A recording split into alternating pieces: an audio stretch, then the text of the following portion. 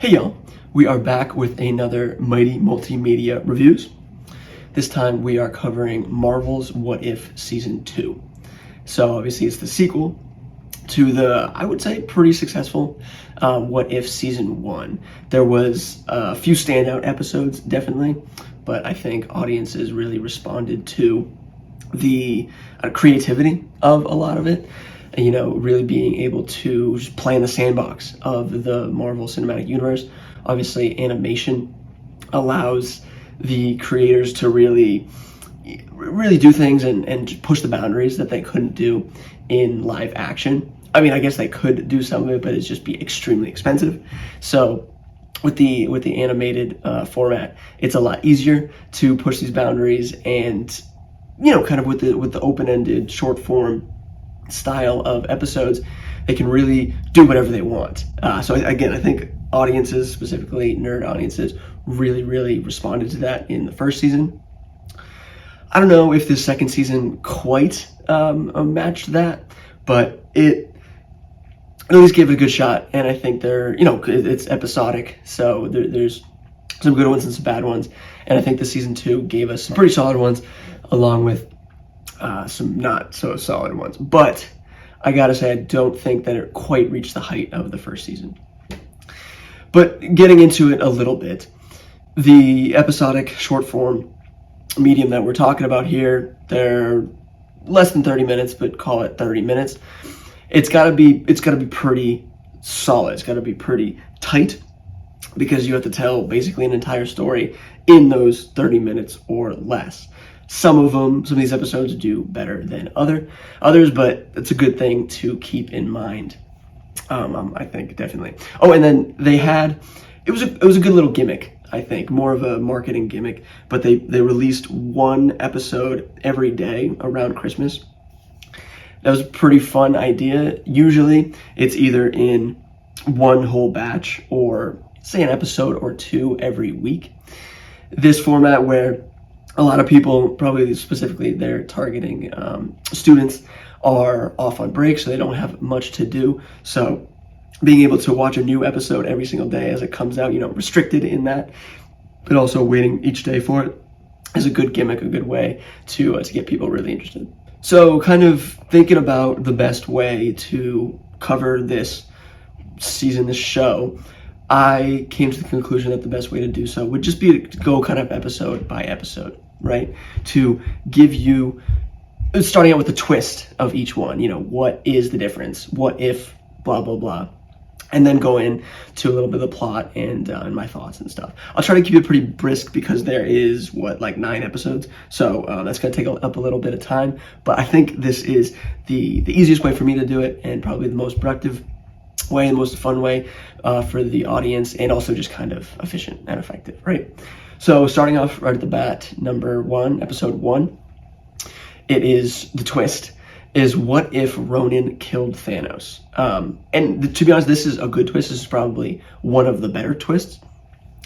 If you think back to Guardians of the Galaxy, Ronan had the Power Stone, the purple one, right? And at this point, Thanos had nothing. He had no Infinity Stones whatsoever. And Ronan literally in the movie, called out Thanos and was saying, after I do this, after I destroy Xandar, I'm coming for you. And to be honest, if, as the movie goes in the normal continuity, if the Guardians of the Galaxy didn't defeat Ronan, he very well could have gone to Thanos and killed him when he was not strong, when he had amassed his power in Infinity Stones. Although he didn't have an army and everything, but if he got to Thanos by himself, he probably could have done it. So it's pretty believable. And this story follows that pretty well. I don't know if it's exactly, kind of dovetails off of it perfectly, but it's pretty good. Basically, what happens is, because Ronan already killed Thanos and is really strong now, and basically is the tyrant of the universe, he goes back to Xandar, but Xandar puts up this force field over the whole planet so that Thanos can't get in. And we've only seen a little bit of Xandar. I think they took a little bit of liberty, and they turned it into a real kind of Blade Runner style world. I forget the time frame, but they've been under the shield for a good amount. So society's devolving a little bit. Obviously, it's really scientifically advanced, but they really get into the flying cars that you see in Blade Runner, as well as not dealing with the really high up, elite, really nice top of skyscrapers and stuff. It's on the bottom. It's in like the bottom levels, whatever you call it. There's so many it's in Star Wars and so many other different sci-fi adventures. But it's like the grimy bottom where all the crime and stuff happens. That's where this is set again. Super Blade Runner vibes. And the main character is Nebula, who is was a cop. I guess she was on Xandar, so she got stuck on Xandar here. And the head cop or whatever took a chance on her, and now she is a detective, and she is trying to figure out some kind of plot that is related to the Shield, maybe in Ronin and the end of the world. People are getting desperate, which is a good story device in general. That's fine, playing with it a little bit. We haven't seen something like that in the Marvel Universe, so kudos to that. One thing I just want to point out, which is just absolutely fantastic, was so Howard the Duck. He runs a casino.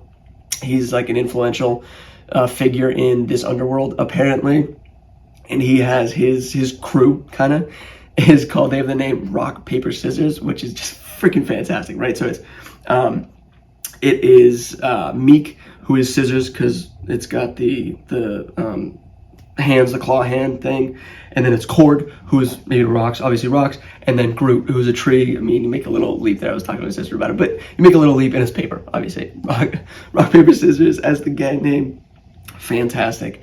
That's a freaking awesome idea. And then again, we're gonna keep this brief, so I'm just gonna kind of skip to the end because the end, I think was noteworthy. It all wrapped up really conveniently, and again, like I said before, it's got to be tight because it's very short form. And I think this was good, but you could also see how convenient it was, right? So the plot was to open the shield. So it opened the shield, and then Ronan, who was hanging out there in his big ship that we saw in Guardians of the Galaxy #1, comes in, but then Nebula like flips a switch. She was actually kind of knew what was going on the whole time, and then they closed the shield, which killed Ronan and saved everybody. Quick and easy, but I think it was effective. And again, for that short form, it ended really nicely, wrapped everything up. Not a whole lot of complaints. Episode number 2. So the twist in this is, what if Yondu actually delivered Peter Quill? Again, we're working with the Guardians of the Galaxy here. That's okay. People love Guardians of the Galaxy. So it's, what if Yondu actually delivered Peter to his father Ego when he was supposed to? So, this is more Guardians of the Galaxy 2, obviously, but still, again, it works. It definitely works. And this does follow a pretty logical conclusion, but it's not Peter is an interesting component of it, but I wouldn't say he's the interesting part, because how this story unravels is that we get the Avengers back in like the 1980s, something what it is, right? So well before the original Avengers in our normal continuity established. This calls the Avengers together a lot earlier. So there's different cast of characters, different intertwinements, different relationships, which is really great. I love this. This is one of my favorite episodes, I think. But so Peter comes to Earth and he's kind of wrecking shop, doesn't know what's going on, and then eventually Ego comes to Earth, and he is a big threat. They're both pretty big universal threats that would call for some team akin to the Avengers. So let me give you the roster, the lineup for this 1980s Avengers, which I think again is why it's so awesome. So it's, I don't know if it's led by, but maybe starred or headed by Hank Pym, Ant-Man. He's a little older, but that is awesome. And then you have T'Chaka, Black Panther. He's like 35 years younger, even though he was pretty old in Civil War. But he's relatively young. Obviously, he's got the Black Panther powers and everything too. But he's a good, calming force or whatever. You have Bill Foster, Goliath. That might have been a little bit of a stretch. We haven't seen much of him, but it makes sense that he would be active at this time. And Ant-Man doesn't do the growing thing like Scott Lang does later. So their powers don't clash too much there. I don't remember her name, but you have, is it Marvel? Whatever it is. The older Kree lady, right? The one who was the superior of our Captain Marvel that we know. Carol Danvers in the Air Force, and she turned out to be a queer or whatever. So she just kind of reveals herself early and joins this team.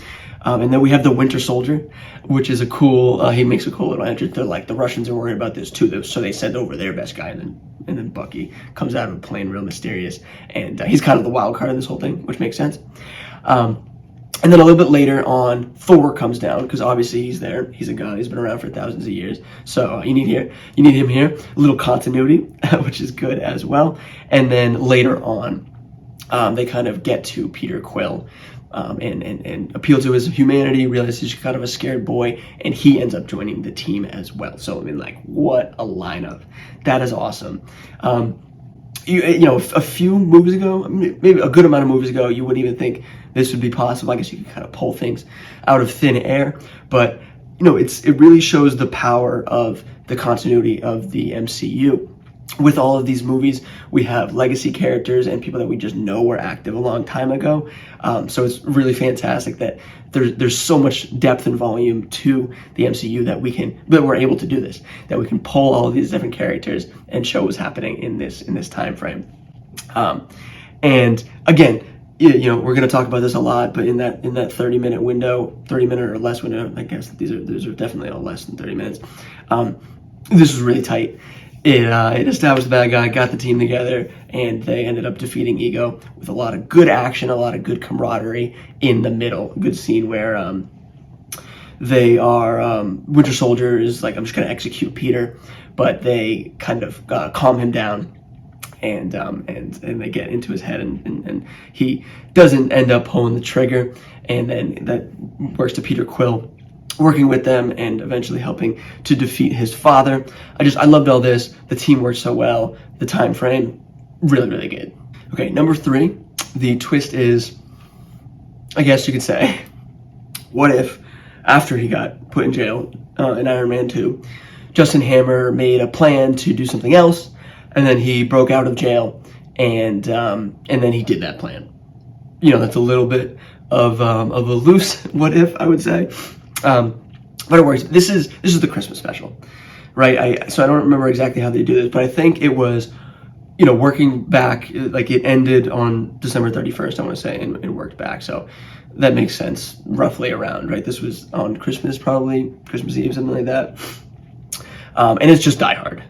So, because Justin Hammer is trying to break into the Stark Tower while they're having their Christmas party, but everyone's gone. All the Avengers are doing something else. They are indisposed.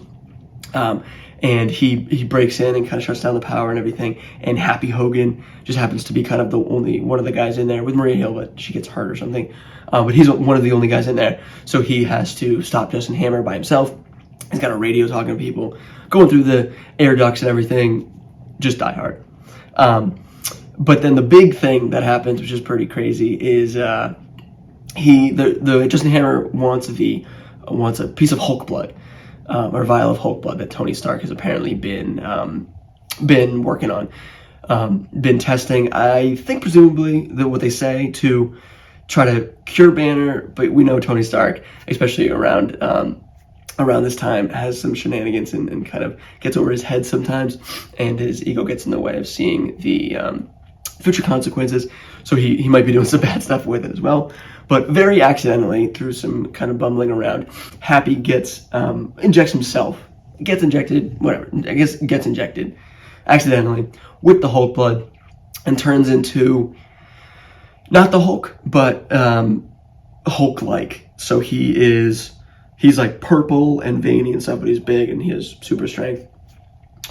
But he can talk, so it makes sense, I guess.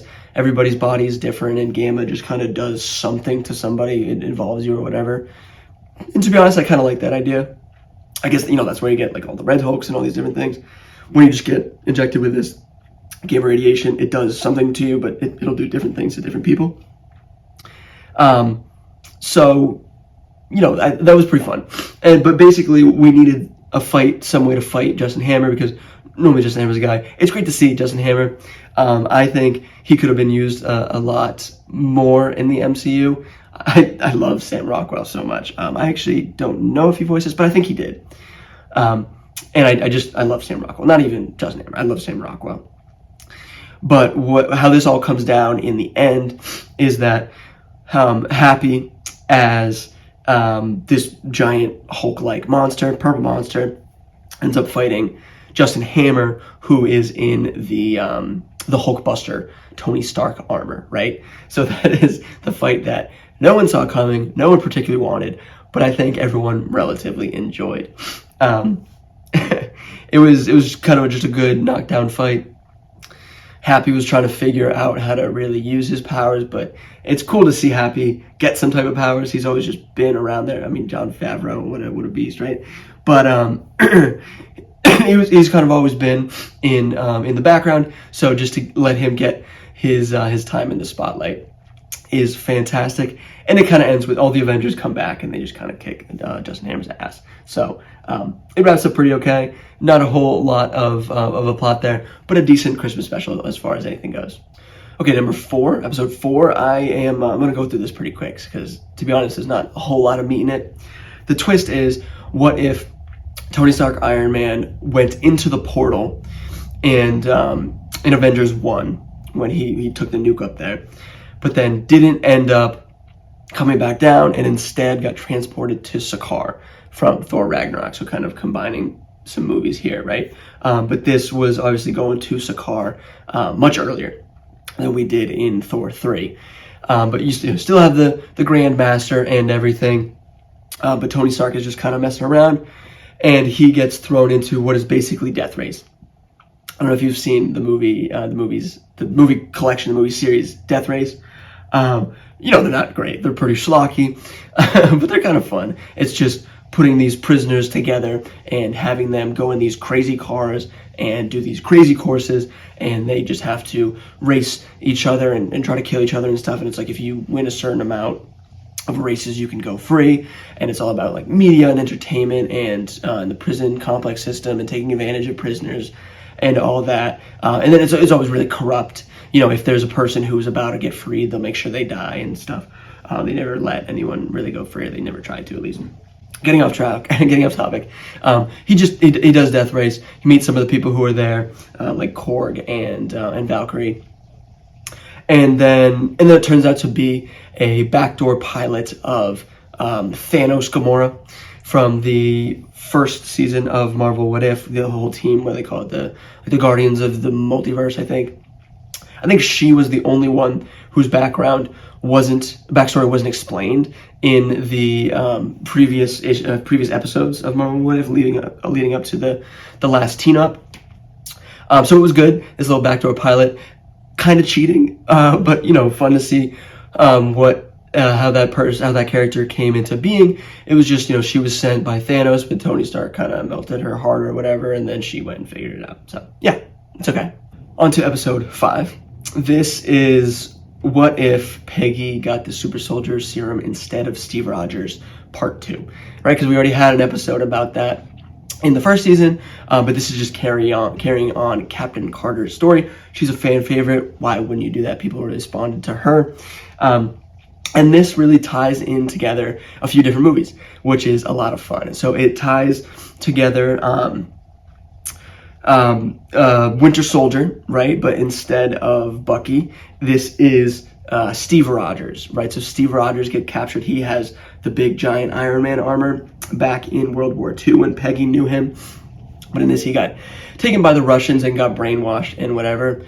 To be honest, kind of just a poor man's Winter Soldier. They kind of take the idea and kind of really mess it up, fudge the numbers. It's fine, whatever. And then, just to kind of ape off of that, Bucky didn't die, so Bucky actually climbed the ranks and became the new Secretary of S.H.I.E.L.D. instead of Robert Redford. I don't remember his name or whatever, but that's fine. That's pretty cool. To be honest, I really loved that little piece. I think Bucky would totally kill at that job. If Bucky wasn't all messed up in the head from all that time as the Winter Soldier, he would probably be a really, really good leader, a really good military man. So that's the Winter Soldier part. And then later they have to go try to get into the Red Room to figure out how to reverse Steve's brainwashing or whatever. So then you get into the Black Widow movie, because remember, Black Widow and Captain America work really well together in our normal continuity. So in this, Captain Carter and Black Widow are working really together. Their relationship is fantastic, to be honest. Definitely a highlight of this. And then they find the big red room in the sky, and then Black Widow has to fight all of her other people while they're dealing with Captain America, or Steve Rogers in the big Iron Man suit, because he is brainwashed. They like flip him, and then they have to fight and everything. But then Peggy, and they're in this, I think that happens in Black Widow too. They're in this like fake American town that the Russians made with traps and robot people and all this stuff. That's a real thing, like Russians made that, I think, to do exercises and stuff or whatever, blah, blah, blah, that's fine. But it was a cool different scenario. They were able to, just seemingly run amok in this suburban town, but obviously it was all fake and stuff, but good imagery. And then, kind of, you knew it was going to happen. Peggy broke through to Steve at one point, and then he shot up into the Red Room and blew it all up. And then Black Widow beat her, other Black Widows and her old teacher who tortured her, basically, as a child. And then it all wrapped up, and seemingly fantastic. Oh, and you know what? I guess I got to say this. It did start with showing them how the first Avengers would have gone with Captain Carter. Not much happened. They kind of just like showed them do some cool stuff with Black Widow, and then pulled off into this movie. But they did. So they did Avengers 1, Captain America 2, and Black Widow all in this short film. So that's pretty fantastic. Pretty impressive to get all of that into it. And then Peggy gets stolen into a portal. Kind of don't know what's going on, and it'll lead into something we'll talk about in a second. But that's pretty fun. Again, like they did in the last time, tying some of these episodes together to make it more exciting. Okay, really moving this along. We now have episode 6. The twist on this one is, what if Surtur destroyed Asgard way earlier, basically? So Surtur destroys Asgard, so there's not much going on, and then the Tesseract falls to Earth and kind of make this whole portal thing or whatever. But this happens back in the 1500s probably, because I think it's the Spanish conquistadors. So 1500s, maybe 1600s a little bit, but mostly 1500s. So you're dealing with Native Americans and Native American culture, right? And we have our main character of Kahorti. And to be honest, I don't know, just appreciate them trying to do something a little, unique and different, but just get this out of here. I mean, come on, it is so devoid from Marvel. It has nothing to do with anything. I don't know. I'm not a fan of this one. So Kahorti's Native American, and the conquistadors come and burn her village. She goes into this lake or whatever. It turns out that's where the Tesseract, it throws them into this sky village or whatever, where there's other Native Americans. They have powers, blah, blah. She goes back and she defeats the people. And she convinces the other Native Americans that were out there that taught her to use these newfound powers to come back and defeat the conquistadors. There's some cool action or whatever, but kind of just blah. To be honest, I was talking, they really are just kind of like stealing a lot from the two different Avatar franchises. Avatar, the Blue People, is based a lot on Pocahontas, Native Americans, so it's fitting in some ways. You're taking a lot of the spiritualism, the trees and stuff, but then you're getting some of the from the other Avatar with just all this elements, and you see something like water bending and earth bending and stuff. Whatever, they tried something new, so I kind of appreciate that. Everything can't be all that. What we're talking about, once you have this free open range, why not push the boundaries? So they did push the boundaries, but I wasn't a gigantic fan. I think it was just too separate from Marvel. At the end, you get another little a tagline, another little twist into more, and then it's going to wrap up in later episodes. Episode 7, the twist is, what if Odin Thored Hela, like using that as a verb there, instead of sending her to hell when they kind of had their falling out, right? So instead of banishing her or whatever to the realm of hell, what if Odin took her helmet and did the whole if you be worthy, you possess the power of Hela with her helmet, and then cast that down, and then put her down, made her mortal, and sent her to Earth.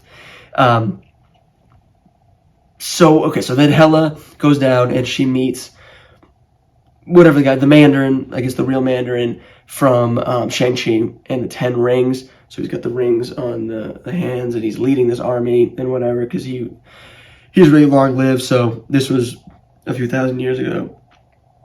Maybe not. Whatever it is. It's definitely a little bit in back in time, and yeah, so it's combining Thor and Shang-Chi. Most of it was pretty boring, to be honest. Some of this definitely comes from my bias of Shang-Chi. I just was not a fan of that.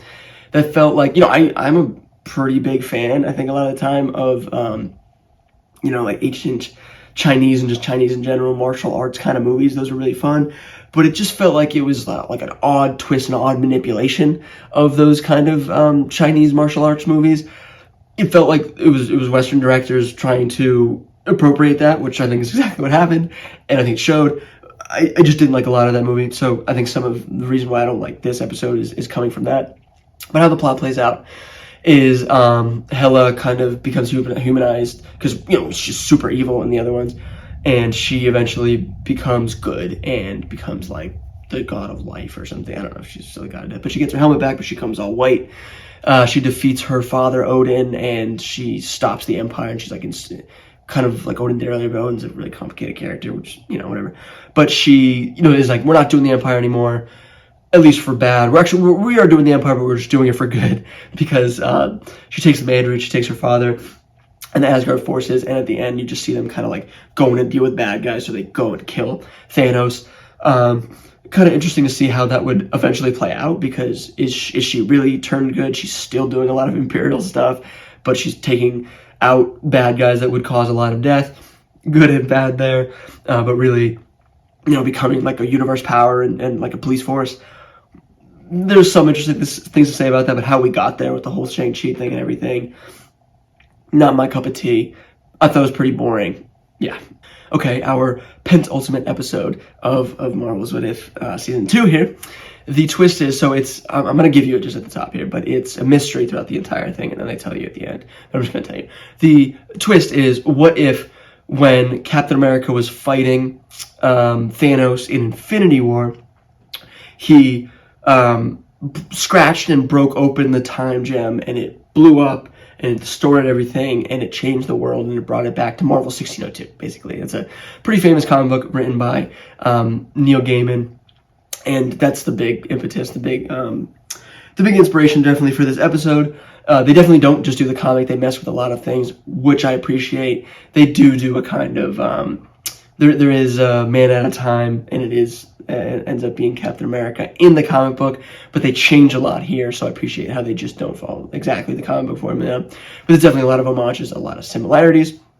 And then Captain Carter gets taken. Scarlet Witch uses a spell and takes her, because she's from a different universe, into this universe to try to help. But you see all of our different Marvel heroes in different, different lives and different roles and all this. Thor is the king, and like Scarlet Witch is a witch, and Nick Fury is the head spy master. Happy Hogan is like the head enforcer for the king, and then there's a good band of Captain America, Winter Soldier, and Scott Lang, Ant-Man, and they are like Robin Hood. That's pretty fun. Ant-Man steals the show, as he does in most things that he is in. It's just a beast, as always. There's a big fight. It's interesting they carry over Happy Hogan being the giant Hulk monster. So I don't know what really that says, because I guess this is in the universe where that happened. So this is in the same universe as the Christmas episode that we saw earlier, and then later it played out. And then I guess Happy was probably there helping, and went with same with Thanos, and then Captain America did this. I don't know, whatever. But they were able to also get in there really sweet moments between Captain Carter and Steve Rogers, never getting enough time and everything. That was all super sweet. I did really enjoy that. This episode was pretty fun, if not a bit complicated. And then at the very end, Carter figures it out, but she's stuck in this time. And then boom, rolling into our final episode. Okay, our final episode of this Marvel's What If Season 2. And the twist is, again, what if Doctor Strange just didn't stop trying to save his girl? I actually don't remember how her name is. That's fine. Doesn't Rachel? Maybe I don't know. Doesn't matter. Didn't stop trying to save his girl when the universe told them they couldn't be together.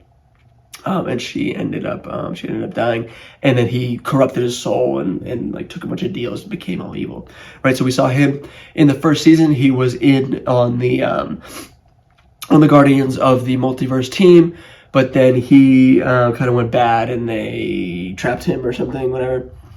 Or maybe whatever. He was bad. He was still bad. He's still bad in this. He brings in Captain Carter, saves her from dovetailing off the last episode, was she's trapped in the 1602 messed up universe, and he brings her back. So then he sends her to a quest to go capture Kahorti. Stop trying to force Kahorti. Oh man, I hate when comic books try to force characters onto you. Just stop. Some of them are just not going to work. I guess if they never try, it's never going to work. But there's so many bad comic books and everything where they're just trying to stuff a character down your throat, and you just hate it, don't want to deal with it. And usually they'll throw in some characters that you do like to make you want to read it, so that then you're forced and kind of tricked into reading more of this character that they're trying to force. But then it gets all muddled. Sometimes it works, sometimes it doesn't. Most of the time it doesn't. I really hate that trope, to be honest.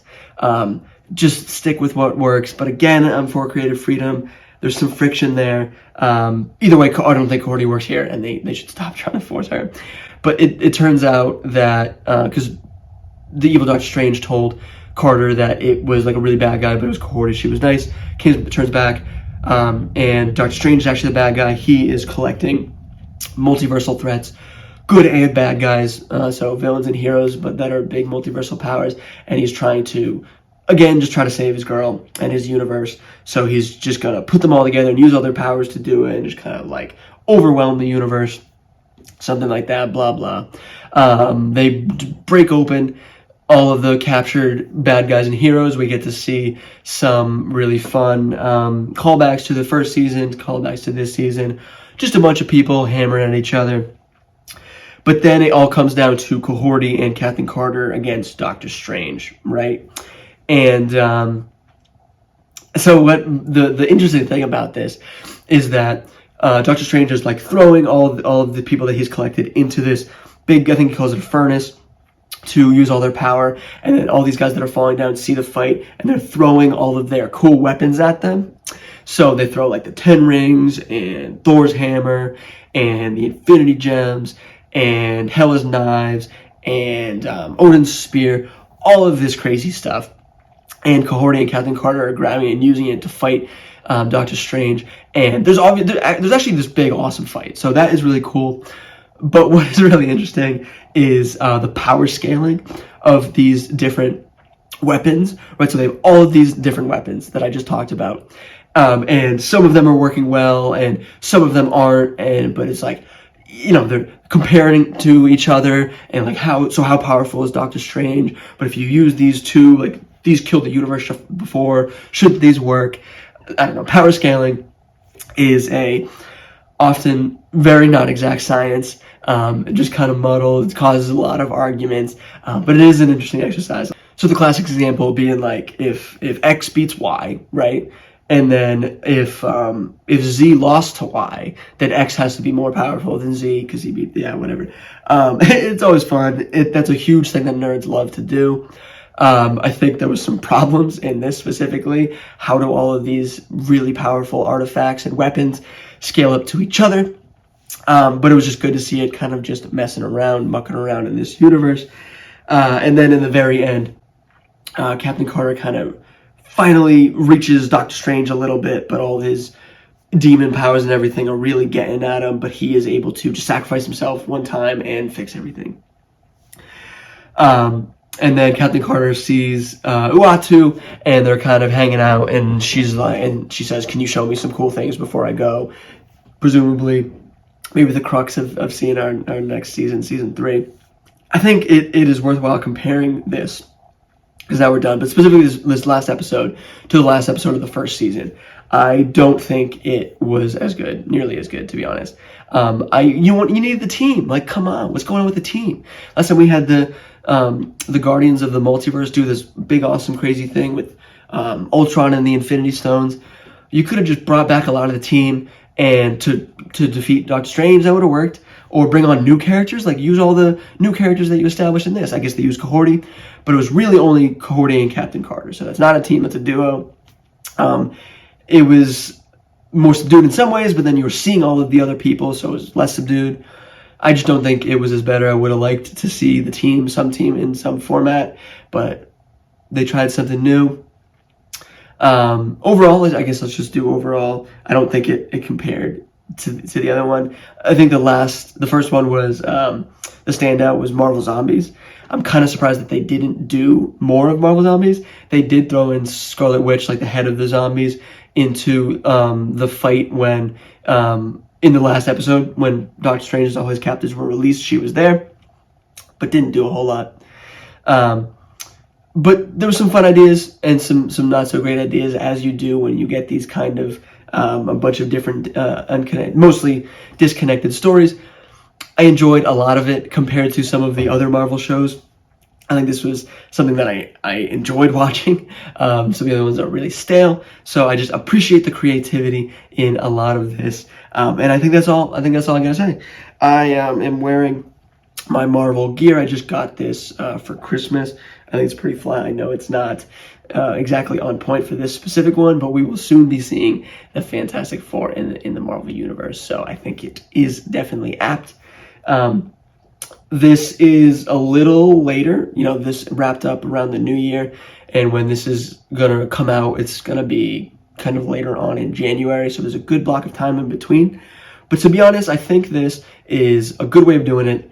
One, so I just don't have to rush around to get things out as soon as projects release, but also, not everyone watches all of these different movies and shows right when they come out, so I think it'll be good to let people watch it. So hopefully, as the audience builds, it's something that they, after they've already seen it and reflected on it a little bit, they can revisit it and listen to me talk about it and kind of and pick it apart and point out good things and all that, and just think a little deeper about it. So I think that time frame is good. We'll see how that goes along. But this was a good little point into the Marvel Universe. I got to do some catch up. I got to do the Marvels at some point. And Echo is coming out, so I guess I'll watch that, and that'll probably be on the review slate in a few weeks. But that is all from me. We finished this Marvel's What If into the new year, starting off strong here, I think. I'm done. Signing off.